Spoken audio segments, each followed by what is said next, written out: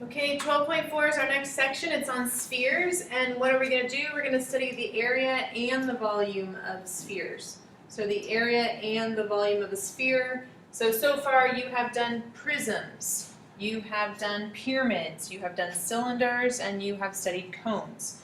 Now we're doing our sphere. That's the last type of shape we're going to study, and then we have one more section after this, which is comparing volumes of similar objects, and then we are done for the year. And we'll start to review for the test and for the exam.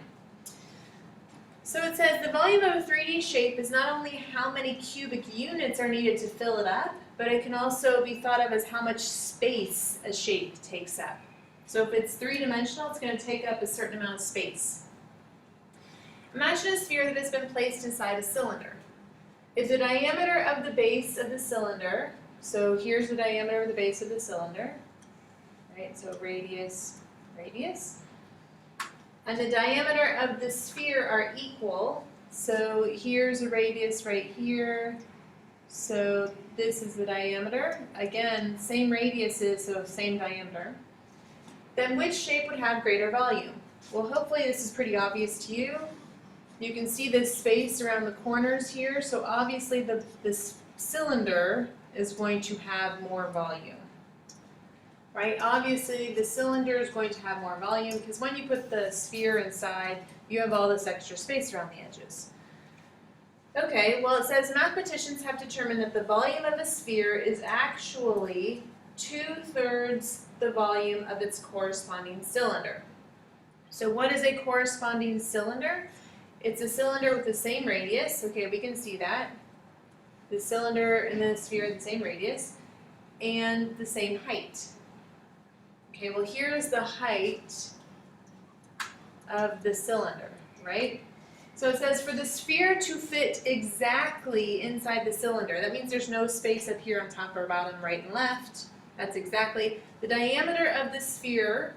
So the diameter of the sphere must also equal the what of the cylinder? Well, it's the height of the cylinder, right? So here to here, that's the diameter of the sphere as well, cutting through the center, which is also the height of the cylinder. So they must have the same diameters across widthwise, and they must have the same heights, which is also the diameter of the sphere. So let's prove that this is in fact true right here. So the volume of a sphere, or no, let's not prove it, sorry, but let's figure out what is the formula for volume of a sphere if we use this information. So use this to develop the formula of the volume of a sphere. So the volume of the sphere is 2/3 the volume of a cylinder. Well, volume of a cylinder, remember, is base times height. Your base is a circle, so it's pi r squared times your height. However, in this case, our height, if we're talking in terms of a sphere, this height, in other words, is just a double radius, or the diameter, right? This is a radius, and this is a radius. So instead of putting h in there, we can put in twice the radius, because the height is equal to twice the radius. So now let's combine all that together. So 2/3 times 2, so I'm going to move this, combine these together, times pi r, and now I have an r squared and an r, which becomes r cubed. Simplify 2/3 times 2, well, double 2/3 is just 4/3. So it's 4/3 pi r cubed. So the volume of a sphere, the formula is 4/3 pi r cubed. So please make note of that, add that to your list of formulas if that's how you're studying. Volume of a sphere is 4/3 pi r cubed. Now that's not the only way to think about it. You could also think about it in terms of a shape that looks like this. Here's a cylinder. If I drew two cones inside this cylinder that met halfway in between, so this is a radius, this is a radius, two cones, then what you'd see on the sides of the cones, if we took these two chunks out, they would be identical to each other. And if we flip them around, it's just going to make a sphere, right? So if we took these two chunks out here, flipped them around toward each other, they would make a sphere. So in other words, we could take the volume of a cylinder and subtract the volume of a double cone. Okay, well, double cone, so volume of a cylinder, we know that's pi r squared h, minus the volume of a double cone. Okay, double cone. 2 times volume of a cone. Well, volume of a cone is, remember this whole thing is h, right? Except our height in our cone is not h. Our height of our cone is only half of this height of the whole entire cylinder. So the height of the cone, right, is only half the height of the cylinder. So I have 2 cones. Well, it's 1/3 pi base times height, except the height isn't really the height of the cylinder, it's only half the height of the cylinder. Okay, so that's pi r squared h minus twice, let's simplify in here. So we have 1/3 and 1/2, which is 1/6 pi r squared h. So again, the height is only half of this total height of the cylinder, but we do have 2 of them, it's a double cone. So this says pi r squared h minus, well, what's twice a 6? That's just going to be 1/3 pi r squared h. And then 1 minus 1/3 is 2/3 pi r squared h. And now we're right back over to this scenario here. We just substitute in 2r for h. 2/3 pi r squared times 2r. And that gives us 4/3 pi r cubed. So visually, this might make more sense to you. Otherwise, you're just really going to memorize that formula. The formula for volume of a sphere is 4/3 pi r cubed. Okay, let's try some practice problems. Here we go. Determine the volume of each. So go ahead and grab your calculators and plug in the numbers. So it says the volume of the sphere. So here, I'm assuming that means the radius is 5 centimeters. So if r is 5 centimeters, well, that's very straightforward. It's 4/3 pi times 5 cubed. So you're going to cube your 5, multiply it by 4. So that's 500 pi over 3 centimeters cubed. Remember, volume is cubic, it's space, so it's 3-dimensional. So you must have your units cubed. So I have 125 times 4, which is 500, divided by 3. So this is how you'd leave it in exact form. Don't change it to a decimal unless the directions asked. Otherwise, you just keep it like that. Okay, letter B, a little bit more thought-provoking. This time they give us the circumference.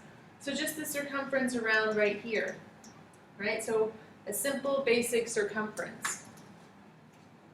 Circumference is 2 pi r. So if the circumference around the middle of that sphere is 59.7, then we can find r by divided by 2 pi. Now we have a decimal with your 2 pi, so this time go ahead and get everything in decimals, but divide by 2 pi, not 2 times 3.14.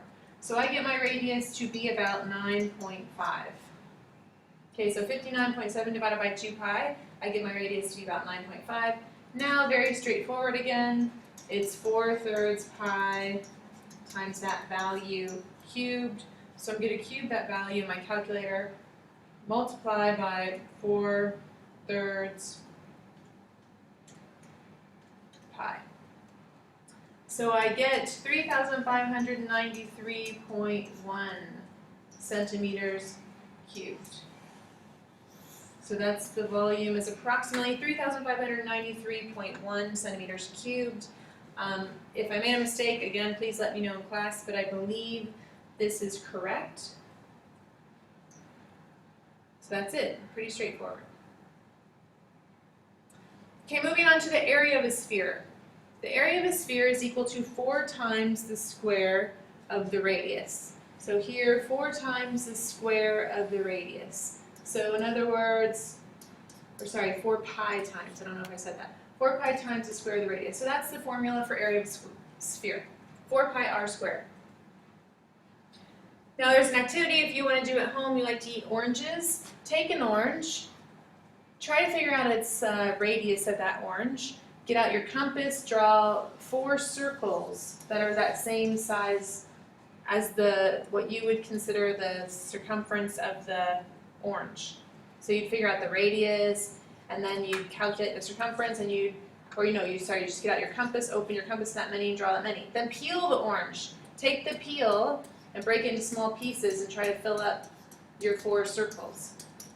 And that's what you'll do. Your peel of your orange will fill up exactly 4 circles. So if you're hungry, you want a little snack, and you want to experiment and see it visually, try it.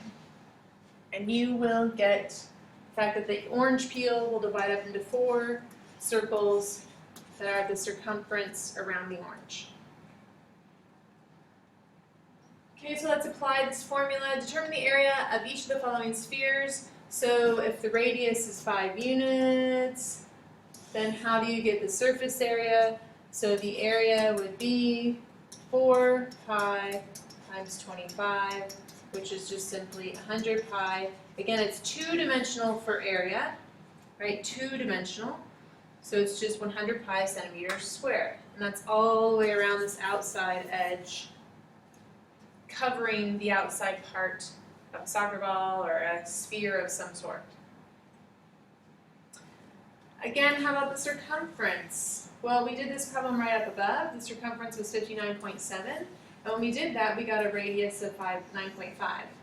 So this time the area is going to be 4 pi times 9.5 squared. So we do 4 pi times 9.5 squared, and I get about 1,134.1 centimeters squared.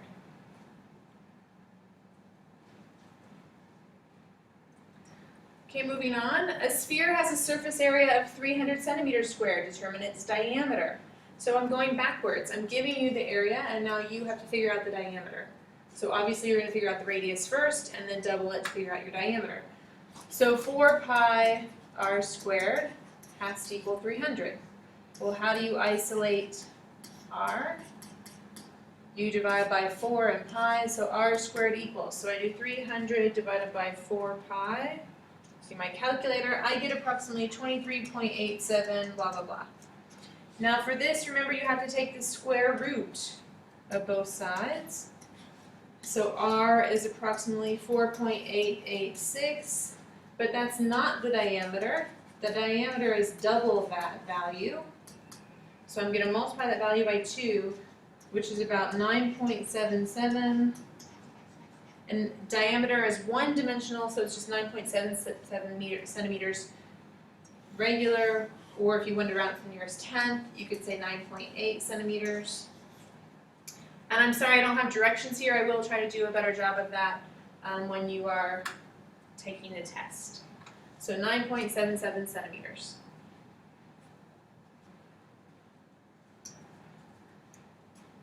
Right, now that you've gotten the hang of it, you might want to push pause now and try some of these on your own and see how you do. Okay, here, a hemisphere with diameter of 15 meters, that means the radius is 7.5 meters, needs to be painted, determine its surface area. So we have to paint on top, but we also have to paint this circle down below. So if you went around the entire sphere, it would be 4 pi r squared, but it's only a hemisphere. So it's half a sphere, so we divide that by 2, but then we have to add on the circle part of the bottom. So it actually ends up being 3 pi r squared, because it's 2 pi r squared plus 1 pi r squared, which is 3 pi r squared. We plug in 7.5 for r, and we end up with 530 meters squared. So that is the surface area. Okay, I'm going to go ahead and stop here and make a new video, because to explain 4 and 5, I think I'll need more than 50 seconds. So you can go ahead and finish up the rest of it, and then watch the video to check and see how you did if you need to. All right, see ya.